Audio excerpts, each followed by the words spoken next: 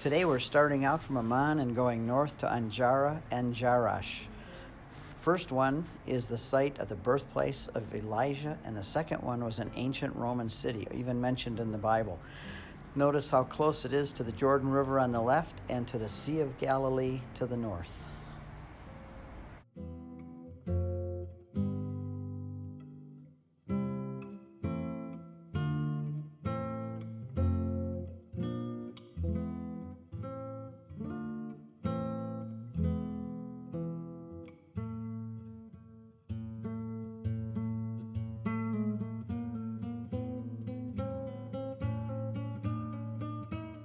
We're way up in the mountains now of northern Jordan, and it's a beautiful country and nice Arab towns, and we've just come to Anjara for Mass. First stop of the first day, Anjara, up in the mountains of Gilead, and we're at the Church of Our Lady of the Mountain, and we're going to have Mass here with Abuna Imad Twal. He's a good friend of us. Abuna means father in Arabic. So we're all going in now to have Mass, and then we're going to go visit other sites, and I'll catch you up with him as we go along.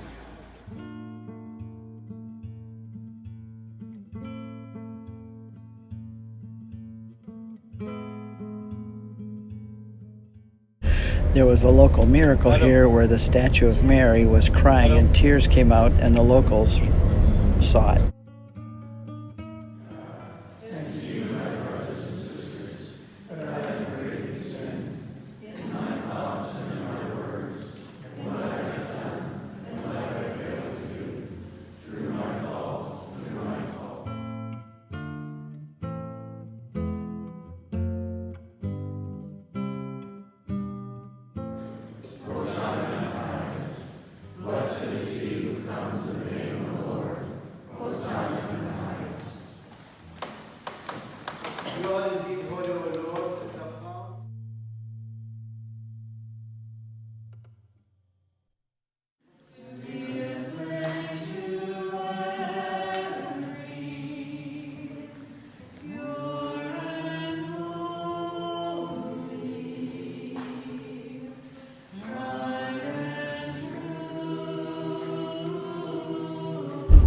The mysteries of the rosary are here. These are the sorrowful mysteries, all 5 of them.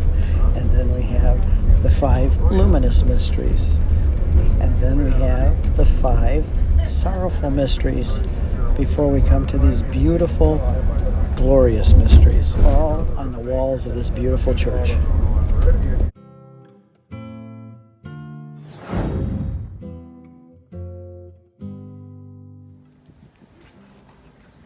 There's the Jordanian flag, proudly blowing in the breeze up in northern Jordan in the mountains. We've arrived at Mar Elias, the birthplace of Elijah the prophet. It's exciting for us to bring groups here because we just finished filming the life of Elijah and Elisha in our movie that's coming out in the spring. And here we got to show everybody where we were and what we did. This is the village of Listib right there. That is the actual birthplace of Elijah the prophet. That's right where he was born and lived. Listib, called Tishbe in the Bible. Elijah the Tishbite. When we find all through our trip, starting today and all the way through, you're going to see these churches that are built, and most of them are built upon another church all the way back to the first centuries, because the early Christians remembered where those places were, and people started coming. In fact, I'm going to read a little. I might as well read it to you now from this book. By the way, we'll try and, if you want to, we'll try and locate. He is my friend. He's my best friend. The one who. And it's a great book. It's called a Christian Pilgrimage Journey in Jordan. We can order it from him. Good, let's do it. I just want to read this one about this place. And there was a nun named Egeria, and she was in the late 300s, which is pretty early on, considering, Christianity had just become legalized. And she wrote about where we are today. And she's in her diary, it says, "We traveled through the Jordan Valley for a little, and at times the road took us along the river bank itself. Then Tishbe came in sight," which is this right here, where we are. Tishbe came in sight, the city from which the holy prophet Elijah gets his name, Tishbite. She wrote this in 380.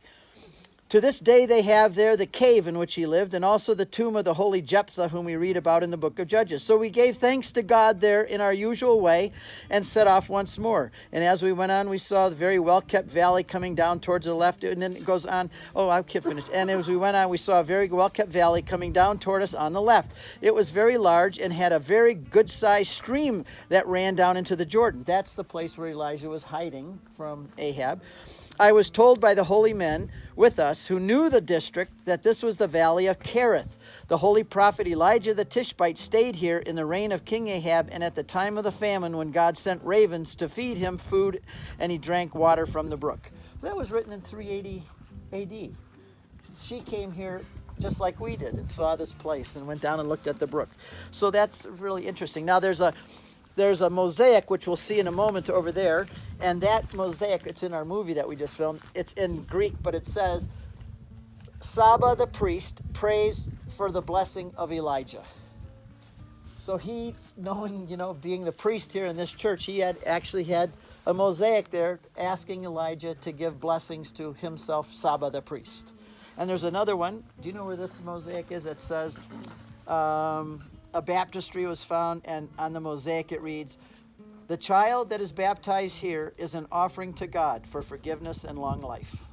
There's a mosaic. I think it's right in the baptistry over there. This is Mar Elias, or Elijah's church, and it's on the mountains. So normally they had those type of art which is from the area, and also stories which are earlier, like from Greco-Roman, but reused by time, and they changed the value of those by adding some Christian images into that one. There are many remains of the mosaic floor of the monastery and the two churches, and they're just falling apart, unfortunately not protected. This one here actually says, Saba the priest asks for the blessing of Saint Elijah from 622 AD.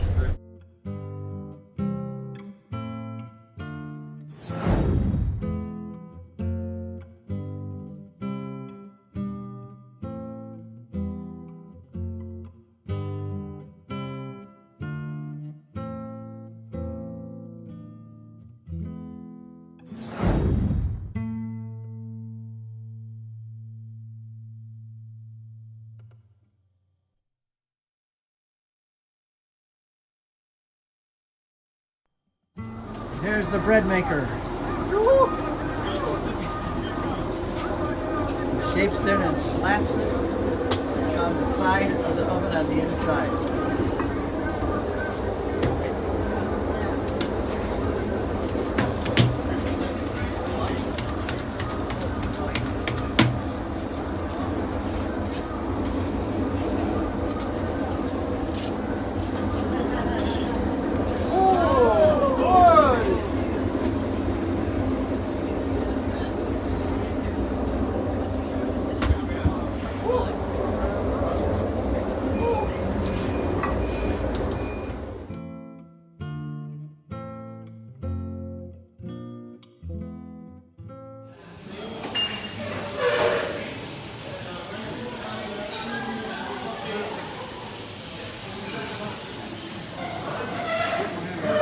So here we are at the Artemis restaurant. That's our group right over there. We're going to have lunch now and then go to see Jerash.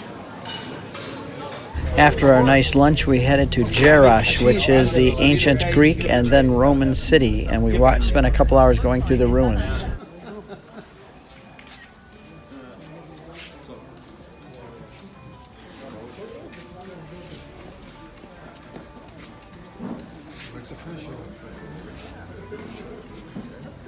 So he's Michael of Arabia.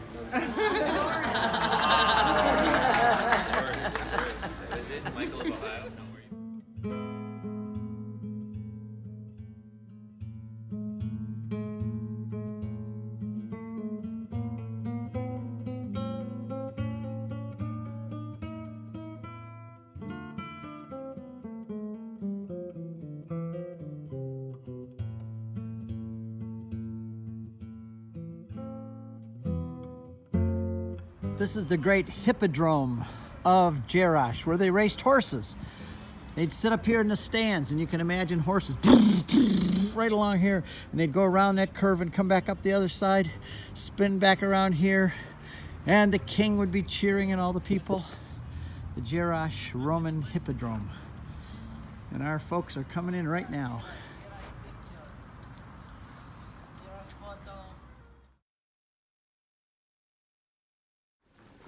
So how would you like to make smoke meal on that roll?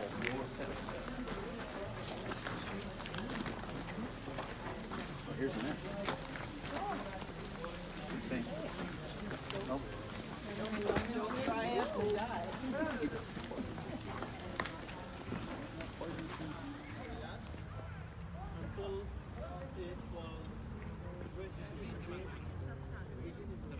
Czekajcie, zaczeszę się. Dobra, on sprawdzi, on sprawdzi.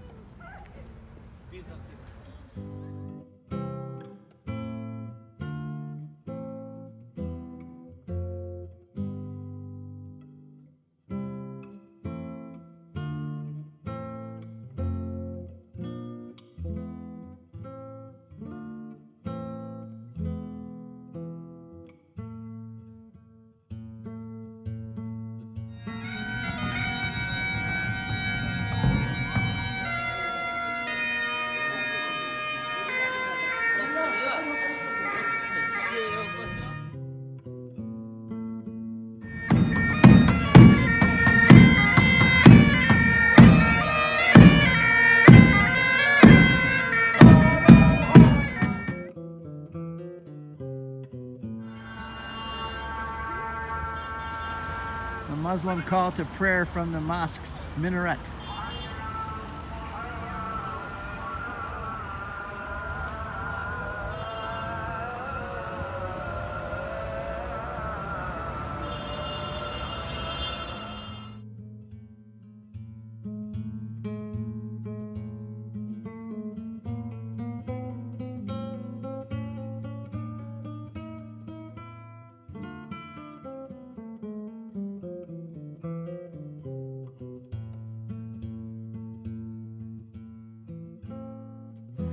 This is the Jabbok River mentioned in Genesis where Jacob wrestled with the angel.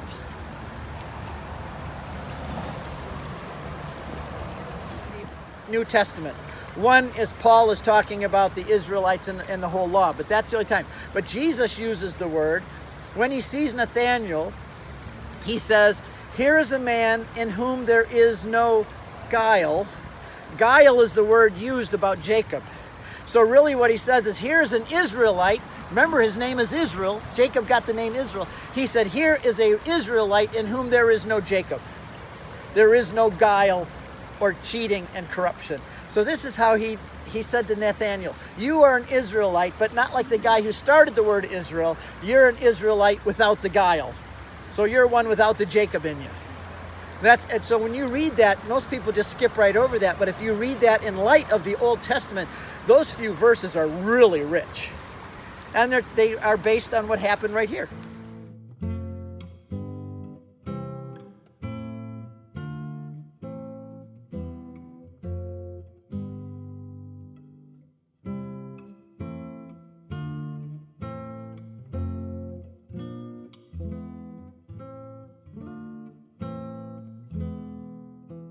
There was some traffic on the way back to our hotel in Amman, but it wasn't bad. Here's some Kentucky Fried Chicken if you want some. And our hotel is in the distance here as we're coming into the city. There it is, the Le Grand of Amman. Well, we're back at our beautiful Le Grand Amman Hotel, an acre hotel brand. Getting off the bus after a full day and have a few hours to rest, get a little free time this afternoon, and then dinner at 7. They have a pretty good security system here, and there we are back at our hotel. We're going to have dinner a little while later, and I'll see you all again tomorrow.